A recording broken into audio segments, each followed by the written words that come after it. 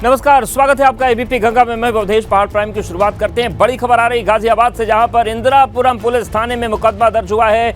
India bull समेत कई कंपनियों के 18 निदेशकों पर एफआईआर हुई है।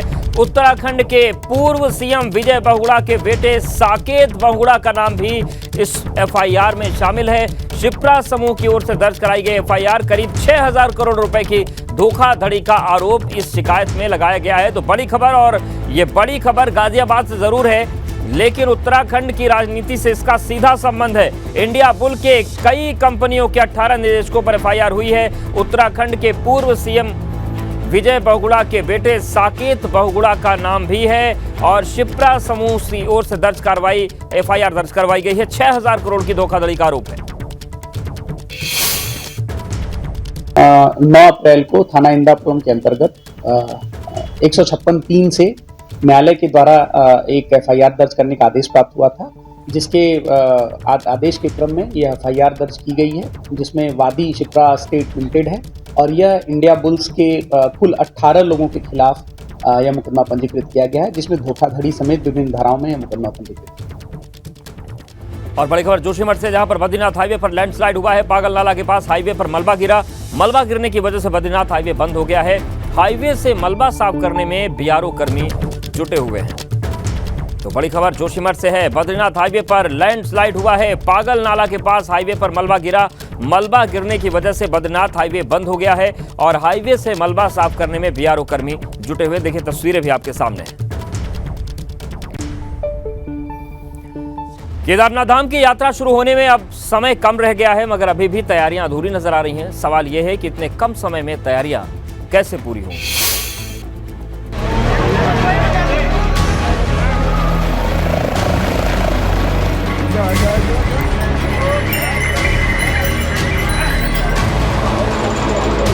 पच्चीस अप्रैल से केदारनाथ धाम की यात्रा शुरू होने जा रही है, मगर केदारपुरी में अभी भी तैयारियां अधूरी हैं। यात्रा की तैयारियों को लेकर खुद डीएम केदारनाथ में निरीक्षण करने पहुंचे थे। यात्रा शुरू होने में अब ज्यादा समय नहीं बचा है। ऐसे में संशय इस बात पर है कि तैयारियां वक्त पर पूरी हो पाएंगी। इस बार तैयारियों में देरी क्यों हुई है, इस पर रुद्रप्रयाग के डीएम मार्च महीने में हुई बर्फबारी का हवाला दे रहे हैं। हमारे द्वारा जो NH है, रोड है, उसको ठीक किया जा रहा है। ट्रैक मार्ग रिपेयर किया जा रहा है। ऊपर टेंट कॉलोनी का निर्माण किया जा रहा है। साथ ही पेयजल, बिजली, शौचालय आदि के लिए भी हम लोग सफिशिएंट हमारी जो टीम्स है वो कार्य कर रही है। मार्च में और अभी फर्स्ट वीक ऑफ अप्रैल में काफ़ी बर्फबारी हुई है केदारनाथ धाम में, परंतु अभी भी कई जगह 1 से 1.5 फीट बर्फ जमा है। तो हमारा रास्ता केदारनाथ धाम तक का खुल चुका है, आवागमन शुरू हो चुका है और शीघ्र ही सभी व्यवस्थाएं यात्रा से पूर्व हमारी सुचारू कर दी। केदारनाथ पैदल यात्रा मार्ग को आवाजाही के लिए खोल दिया गया है, लेकिन पैदल मार्ग पर अभी भी कई जगह ग्लेशियर जमे हुए हैं। उधर यात्रा मार्ग पर अभी तक जरूरी सुविधाएं तैयार नहीं हो पाई हैं। डीएम का कहना है कि यात्रा शुरू होने से पहले तमाम व्यवस्थाएं पूरी कर ली जाएंगी। पिछले साल से अगर कंपेयर करें तो यात्रा कम से कम 10 से 12 दिन पहले शुरू हो रही है और मौसम अभी भी वहाँ पर शाम के समय ठंडा हो ही जा रहा है। तो सभी यात्रियों से अनुरोध है कि अपना रजिस्ट्रेशन ज़रूर करा के आएँ। साथ ही सफिशिएंट अपनी जो मेडिकेशंस हैं, क्लोथ्स हैं, वो ज़रूर लेकर आएँ। अपना जो ट्रैवल करते समय ज़रूर जगह जगह पर रुकें, एक्लेमेटाइज करें क्लाइमेट से और अपनी यात्रा शुरू होने से पहले केदारनाथ धाम में यात्रियों के रुकने, पेयजल, खाने पीने समेत तमाम जरूरी इंतजाम करने पड़ते हैं। इसके साथ ही स्वास्थ्य सुविधाएं, मेडिकल कैंप और बीमार श्रद्धालुओं को फौरन अस्पताल ले जाने के लिए टीमें तैनात करनी पड़ती हैं, मगर अभी तक ये सभी व्यवस्थाएं अधूरी पड़ी हुई हैं। अब सवाल ये है, अगर कुछ रोज में ये सभी व्यवस्थाएं पूरी नहीं हुई तो क्या होगा? इस बात की भी संभावना है कि इस बार यात्रा शुरू होते ही तीर्थ यात्रियों की बड़ी संख्या केदारनाथ पहुंच सकती है। जाहिर है, प्रशासन अगले कुछ रोज में केदारनाथ में जरूरी इंतजाम करेगा कैसे? एबीपी गंगा के लिए रुद्रप्रयाग से रोहित डिमरी की रिपोर्ट। केदारनाथ पैदल मार्ग पर इस बार सरकार ने घोड़ा खच्चर संचालकों के लिए नए नियम लागू कर दिए हैं। गौरीकुंड से केदारनाथ रास्ते पर घोड़े खच्चर संचालकों और डंडी कंडी वालों के लिए रजिस्ट्रेशन अनिवार्य किया गया है।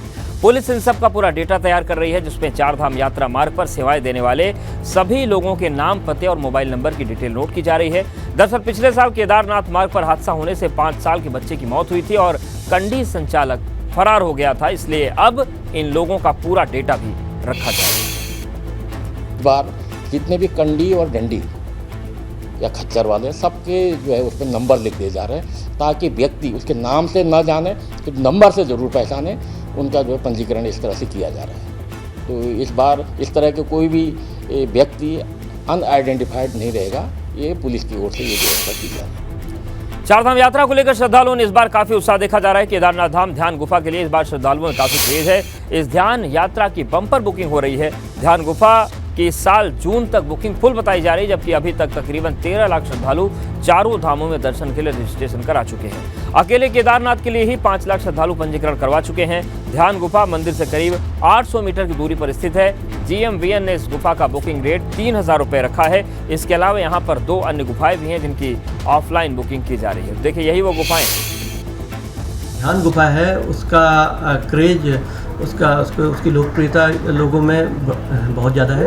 और माननीय प्रधानमंत्री जी के वहाँ पर प्रवास के पश्चात जो उसके प्रति लोगों का आकर्षण है वो इस स्थिति तक है कि उस पर्टिकुलर गुफा में हमारे पास अगले मतलब यात्रा शुरू होने से 1.5 महीने तक की पूरी हमारे पास बुकिंग है। लेकिन मैं ये भी कहना चाहता हूँ यात्रियों से कि उसके अलावा भी हमारे पास, वो तो ऑनलाइन हम लोग उसको बुक करते हैं, उसके अलावा भी 3 गुफाएं और स्थानीय प्रशासन के द्वारा बनाई गई है। चारधाम यात्रा को लिए सीएम पुष्कर सिंह धामी ने कहा कि यात्रा की तैयारियों को तय वक्त पर पूरा कर लिया जाए। मैं लगातार निरीक्षण कर रहा हूं यहाँ से और लगातार समीक्षा भी कर रहा हूँ। 4 अभी तक बड़ी समीक्षाएं हम कर चुके हैं और पूरा हमारा उत्तराखंड चारधाम यात्रा के लिए पूरी तरह से तैयार है। पिछले दिनों में जोशीमठ भी गया था। जोशीमठ के लोगों ने एक बड़ा जोशीमठ ओली मैराथन के नाम से किया था, जिसमें देश भर के लोगों ने आकर भाग लिया था और पूरे भारतवर्ष के लोगों को, आने वाले सैलानियों को, आने वाले पर्यटकों को एक संदेश वहां से सब लोगों ने दिया था। सचिवालय में भी कुछ रोज पहले स्वास्थ्य विभाग ने CSR स्कीम के तहत हेल्थ ATM लगाए, मगर ये हेल्थ ATM अभी तक शुरू नहीं हो पाए हैं। इसी पर आपको दिखाते हैं VP गंगा संवाददाता पंकज राणा की। चारधाम यात्रा के दौरान श्रद्धालुओं को स्वास्थ्य की अच्छी सुविधा मिल सके, इसके लिए इस बार चारधाम यात्रा मार्गों पर 50 ATM मशीनें लगाई जाएंगी। वो ATM मशीनें किस तरह की होंगी उसकी डमी हम आपको दिखा रहे हैं। ये 2 ATM मशीनें हैं जो एक सचिवालय और एक विधानसभा के लिए लगाई गई हैं, लेकिन अभी ये मशीनें सचिवालय में भी शुरू नहीं हुई है क्योंकि इसके एक्सपर्ट नहीं आए हैं। पिछले दौरान मुख्यमंत्री पुष्कर सिंह धामी ने सचिवालय में ही इन 2 ATM मशीनों का उद्घाटन किया था और ये कहा था कि ये 2 ATM मशीनें एक सचिवालय में लगाई जाएगी ताकि यहाँ जो तमाम कर्मचारी काम करते हैं उनको भी स्वास्थ्य का लाभ मिल सके। और ये इसमें खास बात ये है कि इस मशीन में आपको 72 जो रिपोर्टें हैं स्वास्थ्य संबंधी वो आपको आसानी से मिल जाएगी। 1 मिनट में 1 रिपोर्ट आपको मिलेगी, लेकिन अभी तक इसके एक्सपर्ट नहीं पहुंचे हैं। सचिवालय में ये मशीन आपको देख रहे हैं स्टार्ट हो गई है, लेकिन अभी ये वर्किंग मोड में नहीं है क्योंकि इसके एक्सपर्ट यहाँ आएंगे और उसके बाद यहाँ जो सचिवालय का स्वास्थ्य जो अस्पताल है वहाँ पर ट्रेनिंग देंगे। ट्रेनिंग के बाद ही मशीन शुरू होगी, तब यहाँ के तमाम कर्मचारियों को इसका लाभ मिल सकेगा। देहरादून से ब्रजेश मेमरावत के साथ पंकज राणा। और बड़ी खबर हरिद्वार से है। चारधाम यात्रा को लेकर खाद्य सुरक्षा विभाग सक्रिय। खाद्य सुरक्षा विभाग ने नकली पनीर पकड़ा है। 6 क्विंटल नकली पनीर बरामद किया गया है। 9 खाद्य पदार्थों के सैंपल लेकर जांच के लिए लैब भेजे गए थे। तो बड़ी खबर हरिद्वार से है, जहां पर चारधाम यात्रा को लेकर खाद्य सुरक्षा विभाग सक्रिय हो गया है। खाद्य सुरक्षा विभाग ने नकली पनीर पकड़ा। 6 क्विंटल नकली पनीर बरामद किया गया है। 9 खाद्य पदार्थों के सैंपल लेकर जांच के लिए लैब में भेजा गया था। वहीं मुख्यमंत्री पुष्कर सिंह धामी मसूरी के दौरे पर पहुंचे। इस दौरान मुख्यमंत्री धामी ने मिलेट्स 2023 के तहत करवाए गए नेशनल सेमिनार की शुरुआत की। दरअसल पहाड़ पर मोटे अनाज को प्रोत्साहन देने के कार्यक्रम आयोजित करवाए जा रहे हैं। पीएम मोदी की अपील पर उत्तराखंड सरकार भी प्रदेश में मोटे अनाज के उत्पादन को बढ़ावा दे रही है। माननीय प्रधानमंत्री नरेंद्र मोदी जी के आह्वान पर संयुक्त राष्ट्र ने इस वर्ष को मिलेट वर्ष के रूप में घोषित किया है और लगातार देश के अंदर जो मिलेट हमारा परंपरागत रूप से उत्पादित होने वाला अन्न है, श्री अन्न है, उस अन्न का लगातार कहीं ना कहीं प्रोत्साहन भी हो रहा है, लोगों को मार्केट भी मिल रही है और जो गरीब लोग जिस अन्न का उत्पादन आसानी से सदियों से करते आए हैं उसको अब तेज़ी से प्रोत्साहन मिला है और उसको लेकर यहाँ पर 3 दिन का ये मिलेट कॉन्फ्रेंस आयोजित हुई है। लोकसभा चुनाव करीब आते ही भाजपा सक्रिय हो गई। इसी को लेकर सीएम आवास पर मुख्यमंत्री पुष्कर धामी ने सांसदों के साथ बैठक की। इस बैठक में लोकसभा चुनाव को लेकर चर्चा हुई। चुनाव करीब आते ही कई नेताओं ने टिकट की दावेदारी शुरू कर दी।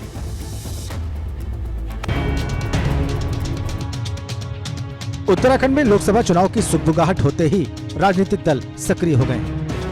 मुख्यमंत्री आवास पर हुई बैठक के दौरान 2024 के लोकसभा चुनाव को लेकर मंथन हुआ। इस बैठक में सीएम पुष्कर सिंह धामी, प्रदेश प्रभारी दुष्यंत गौतम और भाजपा के 5 सांसद मौजूद थे। बैठक के दौरान कमजोर बूथों को मजबूत करने और पार्टी की आगामी रणनीति को लेकर चर्चा हुई। लोकसभा चुनाव से पहले ही नेताओं की टिकटों को लेकर दावेदारी शुरू हो गई है। गदरपुर से विधायक और पूर्व मंत्री अरविंद पांडे टिकट के लिए दावेदारी करने लगे हैं। तो अगर जो कहीं आपकी जानकारी में आया होगा कि लोकसभा वाली कोई बात, तो मैं कह नहीं सकता, लेकिन मैं अपनी तरफ से मेरी अपनी कोई ऐसी इच्छा नहीं है। लेकिन हाँ, संगठन अगर जो कोई दायित्व मुझे समझेगा, इसे योग्य समझेगा और मुझको आदेश देगा तो 100% संगठन के आदेश का पालन किया जाएगा। लेकिन हमारे यहाँ ऐसी कोई अभी जगह नहीं है।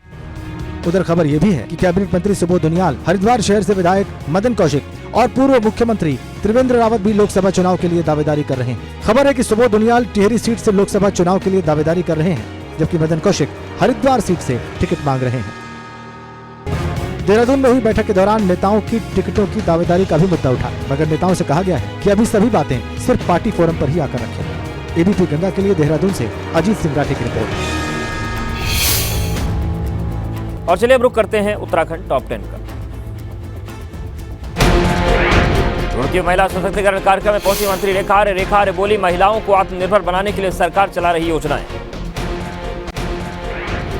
चारधाम यात्रा को लेकर परिवहन मंत्री चंदर राम दास ने की बैठक। इस बार चारधाम यात्रा पर संयुक्त रोटेशन के तहत 1584 बसें संचालित होंगी। बागेश्वर में डीएम ने खड़िया खनन पर लगाई रोक। कालिका मंदिर क्षेत्र में किया जा रहा मशीनों से खनन। मंदिर की नींव में दरार आने से करीब 2 इंच खिसकी मूर्ति। अल्मोड़ा में एक बैंक में फर्जीवाड़ा, फर्जी सिग्नेचर के जरिए निकाले 65,000 रुपए। तीसरी बार पैसे निकालने पहुंचे आरोपी को बैंक कर्मियों ने पकड़ा। चंपावत में पुलिस ने 2 ड्रग तस्कर किया गिरफ्तार। आरोपी के पास से 100 ग्राम स्मैक और 300 ग्राम अफीम बरामद हुई। उत्तरकाशी वन विभाग का वाहन हादसे का शिकार, एक शख्स की मौत, एक घायल। हादसे के समय वाहन में सवार थे 3 लोग। उत्तराखंड में किस्मत आजमा रही जनता। कैबिनेट पार्टी के अध्यक्ष भावना पांडे हरिद्वार से चुनाव लड़ने का किया ऐलान। भारत सेतु बंधन कार्यक्रम के तहत हल्द्वानी में बनेगा 60 मीटर लंबा फ्लाईओवर। केंद्र सरकार की तरफ से मिली सैद्धांतिक मंजूरी। टिहरी में G20 सम्मेलन की तैयारियां तेज। डीएम ने किया नरेंद्रनगर, भद्रकाली, मुनि की रेती, ढालवाल क्षेत्रों का निरीक्षण। सभी तैयारियां वक्त पर पूरा करने का निर्देश। नैनीताल में गुरिल्जा संगठन का प्रदर्शन। पीएम और सीएम के नाम भेजा ज्ञापन। नौकरी, पेंशन और समायोजन की मांग।